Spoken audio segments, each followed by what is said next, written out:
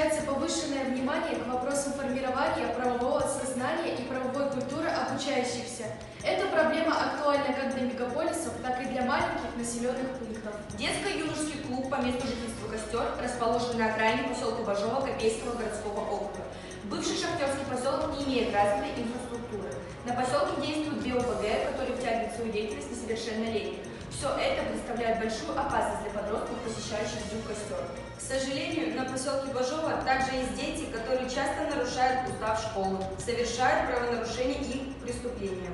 Отсутствие правовой культуры в целом, незнание закона, неприятие ответственности за свои поступки, неверие в возможность наказания – вот что часто является причиной правонарушения несовершеннолетних.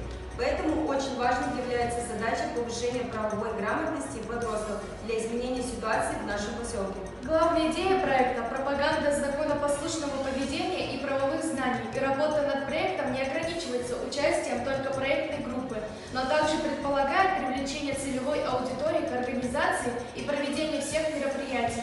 Мы считаем, что создание воспитывающей правовой среды в дюк «Костер» обеспечит целенаправленное и систематическое воздействие на сознание и культуру поведения подростков, посещающих клуб.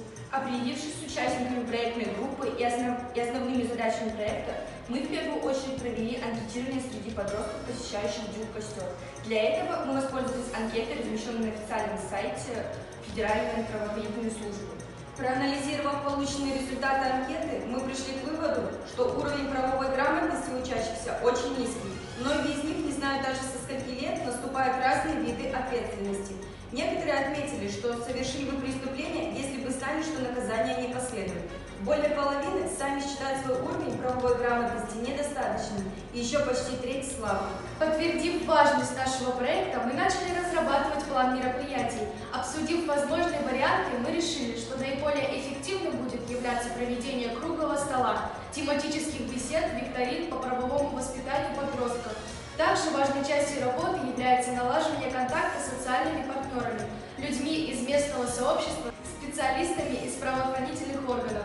Для игровых и познавательных программ было принято решение написать методические разработки и подготовить дидактические материалы. Деятельность команды наставников во время реализации проекта была направлена на взаимодействие с социальными партнерами и приглашенными спикерами, помощь, подготовке методических материалов и организации мероприятий. Разработав план действий, мы приступили к оформлению правового стенда «Уголок безопасности», информация на котором будет меняться раз в месяц и отражать планы и результаты проекта, важную информацию по правовой грамотности, памятки и буклеты. Пришло время переходить к основному этапу работы над проектом – проведение запланированных мероприятий. В период с октября 2021 по май 2022 года было проведено 3 тематические встречи с элементами мастер-класса. Егор Михайлович познакомил присутствующих с функциями гражданской обороны, сигналами ГО и действиями населения в военное и мирное время.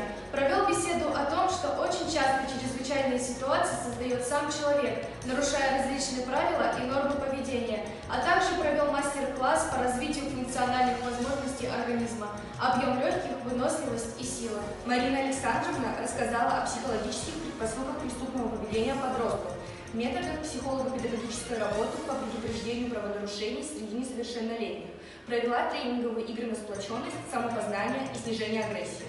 Сергей Александрович рассказал о том, в каких законах прописаны права несовершеннолетних, а также за нарушение каких статей несовершеннолетние могут понести наказание.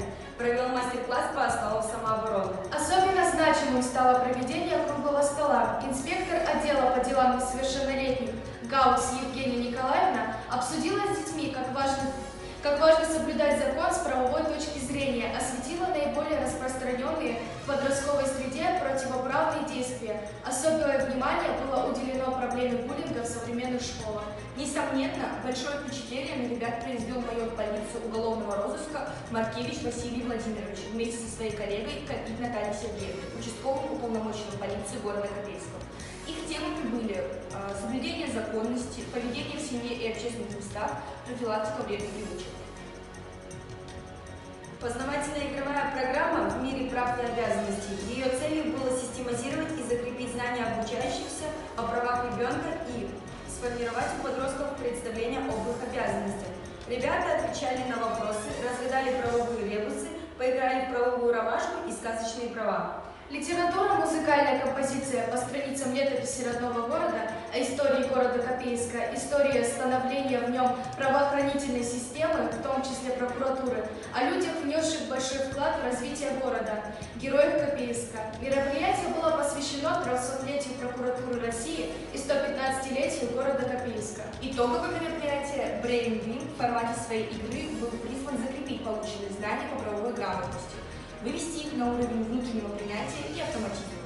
После проведения всех мероприятий в марте было проведено повторное анкетирование уровня правовой грамотности. Анализируя результаты, можно сделать вывод, что уровень правовой грамотности значительно повысился.